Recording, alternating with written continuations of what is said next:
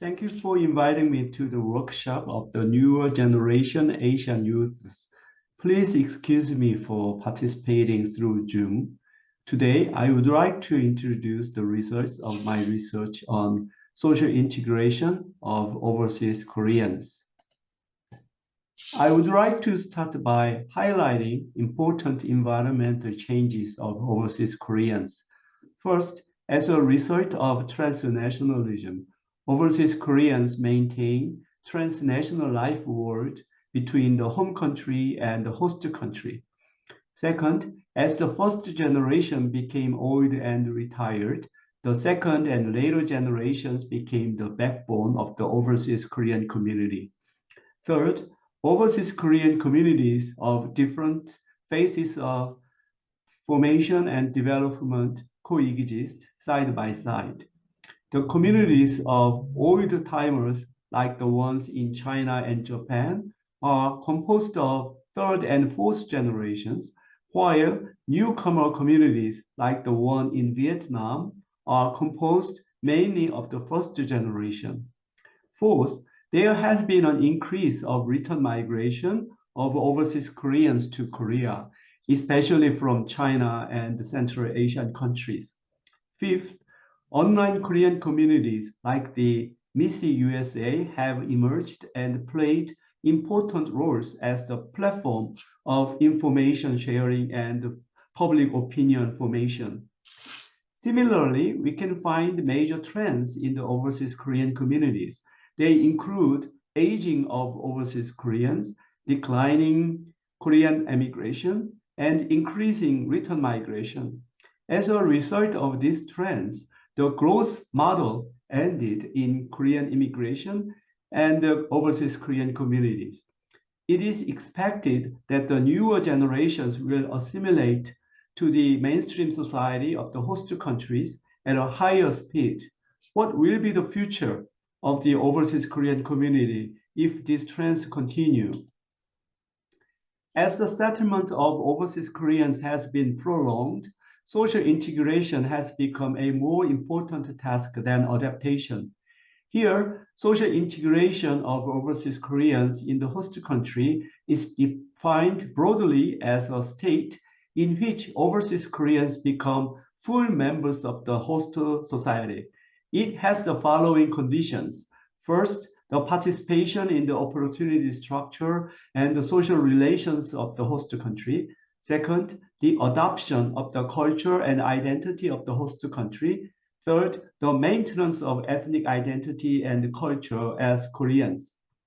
Here, I would like to emphasize the difference between assimilation and integration. Assimilation adopts the host country's culture while losing one's heritage culture, whereas integration adopts the host country's culture while maintaining one's heritage culture. Based on the above definition, I divide social integration into three dimensions. One is systematic integration, like equal rights and status in such areas as employment, income, health, residence, education, and political participation. The second is psychological integration, like a sense of belonging and pride as a member of the host country. The third is ethnic maintenance, like a sense of belonging to and pride in Korean people. As a model of social integration of overseas Koreans, I adopted the migrant integration model developed by Ager and Strang and added two new markers like political participation and psychology and culture.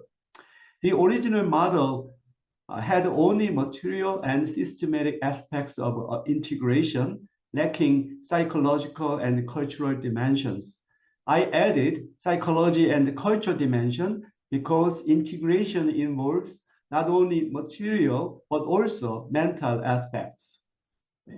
In this presentation, systematic integration of overseas Koreans is measured by the perception of the protection of rights and status, equal treatment, and social class in the host society. If overseas Koreans score high in these indicators, they are judged to record a high level of systematic integration. Psychological integration is measured by a sense of national belonging and pride in the host country. If overseas Koreans feel they are full and proud members of the host society, they are judged to achieve a high level of psychological integration. By cross-relating the two dimensions, we can create four possible types of social integration. By analyzing data of overseas Koreans, I will classify overseas Korean communities into these four types. Main data for this study was collected from a survey of overseas Koreans in 2022. A total of 2,679 adult overseas Koreans in 10 countries participated in this survey. A hybrid survey method using a combination of online-based and paper-based surveys was used. The table shows the number of respondents in each country. The original plan was to survey 250 people in each country. However, some countries exceeded or fell below 250, but we collected the samples of a similar size overall.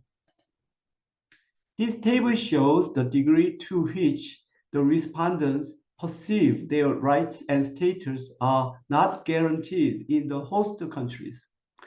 When you look at the data of the 1.5 generation and over, we can see that Koreans in Vietnam and Japan reported that their rights and status are not well protected. By contrast, Koreans in Kazakhstan, Brazil, and China thought their rights and status are well protected. Koreans in other countries are in the middle between the two spectrums.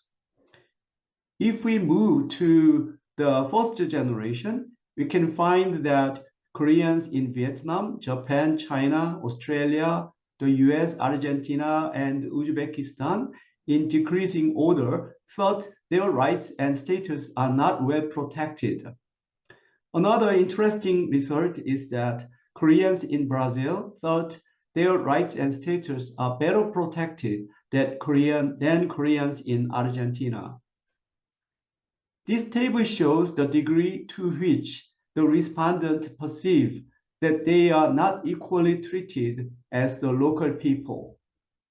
If we look at the data of the 1.5 generation and over, Koreans in Vietnam, the US, Uzbekistan, Japan, Brazil, UK, Argentina, and Australia in decreasing order found it difficult to receive the equal treatment as the local people. By contrast, Koreans in Kazakhstan thought they are equally treated as the local people. If we move to the first generation, we can see that Koreans in Vietnam, the US, Uzbekistan, China, Japan, Australia, and the UK in decreasing order found it difficult to receive the equal treatment as the local people. By contrast, Koreans in Kazakhstan thought they are equally treated as the local people. Unlike the perception of the protection of rights and status and equal treatment, social class can be regarded as a more objective indicator of systematic integration. This table shows the perceived social class of respondents. We can interpret the result in the following ways. First, both the first generation and the later generations considered themselves to be above the middle class. Second, the subjective social class of the 1.5 generation and above was higher than the first generation, implying upward social mobility across generations.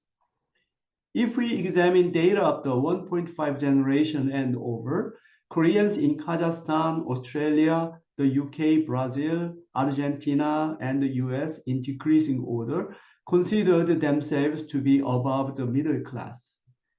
By contrast, Koreans in China and Japan were less likely to consider themselves to be above the middle class.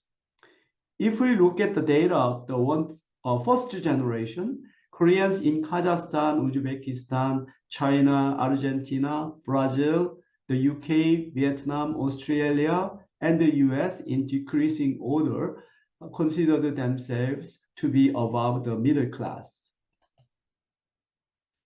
If we summarize the above mentioned result, we can say that Koreans in Japan were the most disadvantaged in terms of protection of rights and status and class status. By contrast, Koreans in Kazakhstan were the most favorable in terms of systematic integration. Koreans in Vietnam had a high social class in the host country, but they thought they were not treated equally as the local people. Next, I will examine the level of psychological integration. First, I examined the sense of belonging in the host country. Overall, the first generation did not have a strong sense of belonging to the host country. By contrast, the 1.5 generation and above had a strong sense of belonging to the host country, implying that they are more fully integrated than the first generation. If we examine the data of the 1.5 generation and over, Koreans in Kazakhstan, China, Brazil, UK, Argentina, and the US in decreasing order had a strong sense of belonging to the host country. By contrast, Koreans in Vietnam, Uzbekistan, and Japan had a weaker sense of belonging than Koreans in other countries. The analysis of the first generation shows that Koreans in Vietnam, Kazakhstan, Uzbekistan, China, Japan, the US, Brazil, Argentina, and Australia in decreasing order did not have a strong sense of belonging to the host country. The sense of pride in the host country is somewhat different from the sense of belonging. The sense of pride in the host country was stronger than the sense of belonging to the host country. Also, the 1.5 generation and over had a stronger sense of pride in the host country than the first generation. If we look at the data of the 1.5 generation and over, Koreans in Kazakhstan, China, Australia, the UK, the US, Brazil, and Argentina in decreasing order had a strong sense of pride in the host country. By contrast, Koreans in Japan, Vietnam, and Uzbekistan had a lower sense of pride in the host country than Koreans in other countries. If we move to the first generation, Koreans in developed countries like the US, UK, and Australia showed a strong sense of pride, even though their sense of belonging in the host country was not that strong. By contrast, Koreans in developing countries like Vietnam, Kazakhstan, and Uzbekistan did not show strong sense of pride and belonging to the host country. Koreans in Japan are an exception to this pattern. Although Japan is an advanced country, regardless of generation, Koreans in Japan did not show strong sense of pride and belonging to the host country. I also examined the degree to which overseas Koreans feel themselves as members of Korean people. In general, a sense of belonging to the Korean people is stronger than a sense of belonging to the host country. Also, the first generation has a stronger sense of belonging than the 1.5 and later generations. If we examine the data of the 1.5 generation and over, Koreans in Kazakhstan and Uzbekistan showed a very strong sense of belonging to the Korean people. If we move to the first generation, Koreans in Argentina, China, Brazil, the US, and the UK in decreasing order showed a strong sense of belonging to the Korean people. This graph shows the degree to which overseas Koreans feel pride in Korean people. Overall, Korean ethnic pride is stronger than Korean ethnic belongingness. And the generational difference is smaller in Korean ethnic pride than Korean ethnic belongingness. If we look at data of the 1.5 generation and over, Koreans in Kazakhstan, Uzbekistan, Brazil, Australia, the US, and Argentina in decreasing order showed a strong Korean ethnic pride. Among the first generation, Koreans in Argentina, Brazil, Vietnam, the US, and the UK in decreasing order showed a strong Korean ethnic pride. If we compare the levels of ethnic belonging and national belonging, Koreans had a stronger sense of belonging to the Korean people than to the host country. And the first generation showed a greater difference in the two senses than the 1.5 and later generations. Among the 1.5 generation and over, Koreans in Vietnam and Uzbekistan had a much stronger sense of belonging to the Korean people than to the host country. Exceptionally, Koreans in China had a stronger sense of national belonging than ethnic belonging. Among the first generation, Koreans in Vietnam, Argentina, China, the US, and Japan had a stronger ethnic belonging than national belonging. If we compare the levels of ethnic pride and national pride, Koreans had a stronger pride in the Korean people than in the host country. And the first generation showed a greater difference in the two senses than the 1.5 and later generations. Among the 1.5 generation and over, Koreans in Uzbekistan, Japan, and Vietnam had a much stronger ethnic pride than national pride. Exceptionally, Koreans in China showed a stronger national pride than ethnic pride. Among the first generation, Koreans in Kazakhstan, Argentina, Japan, Brazil, and Vietnam showed a much stronger ethnic pride than national pride. By integrating research of both systematic and psychological integration, I attempted to classify overseas Koreans in 10 countries into 4 types. First, Koreans in Kazakhstan, China, the UK, Australia, Brazil, Argentina, and the US had high levels of integration in both systematic and psychological integration. Their integration type is closer to complete integration. By contrast, Koreans in Vietnam, Japan, and Uzbekistan had lower levels of both systematic and psychological integration. They are closer to non-integration type. At this moment, I could not classify any group of overseas Koreans into the incomplete type.